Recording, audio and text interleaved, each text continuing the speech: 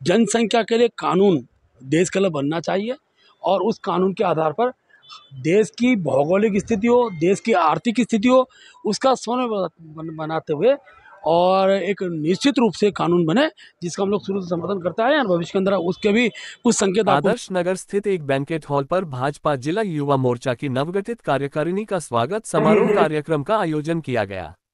कार्यक्रम के मुख्य अतिथि भाजपा प्रदेश अध्यक्ष महेंद्र भट्ट रहे।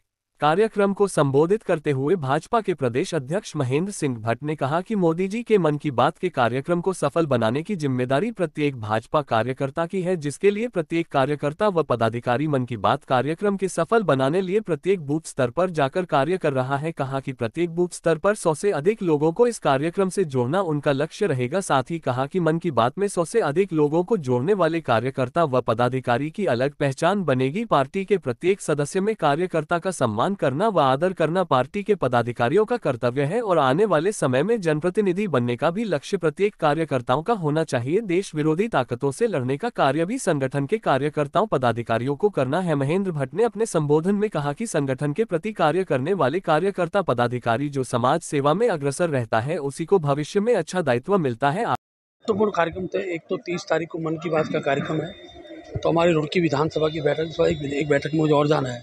30 तारीख को हर बूथ पर 100 की संख्या का मन की बात का कार्यक्रम होगा। समाज के हर वर्ग को हम विशेष आमंत्रण के माध्यम से मन की बात के कार्यक्रम में बुलाएंगे और क्योंकि 100वां एपिसोड है इसलिए भव्यता उसकी बनी रहे, उसी दृष्टि से आज युवा मोर्चे की जो हमारी जिले की नई कार्यकारिणी बनी है उनके सब जो पदाधिकारियों का अभिनंदन, उनका स्वागत।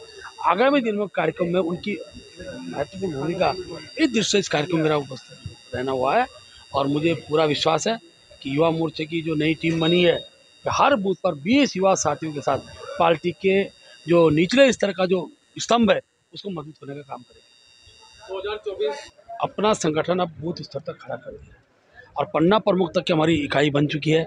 हमारे सारे मोर्चे सातों के सातों मोर्चों का हमने गठन कर दिया है। हमारे प्रकोष्ठ की प्रदेश की टीम बन गई है। बहुत जल्दी हम जिलों के अंदर उसका गठन करेंगे और हम हर चुनाव को कार्यकर्ता के उत्साह, कार्यकर्ता के बल पर चुनाव जीतते हैं।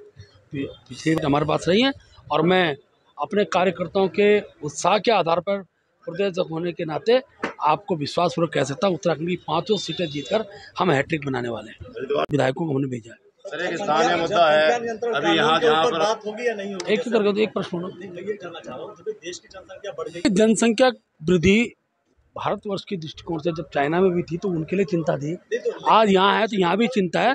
और क्षेत्र मैं बता रहा हूँ विश्वास, सुनिए, जनसंख्या के लिए कानून देश के लिए बनना चाहिए और उस कानून के आधार पर देश की भौगोलिक स्थिति हो, देश की आर्थिक स्थिति हो, उसका समन्वय बनाते हुए और एक निश्चित रूप से कानून बने जिसका हम लोग शुरू से समर्थन करते आए हैं। भविष्य के अंदर उसके भी कुछ संकेत आपको मिलेंगे। शिकायत लगातार कर रहे हैं, तो इस बात में मेरी डीएम साहब से वार्तालाप हुई कल और उन्होंने जांच के लिए विषय रखा है, तो जॉइंट मजिस्ट्रेट को जांच सौंपी है इसकी। मैं तो जांच की रिपोर्ट आते ही सब दूसरा पानी का पानी हो जाएगा।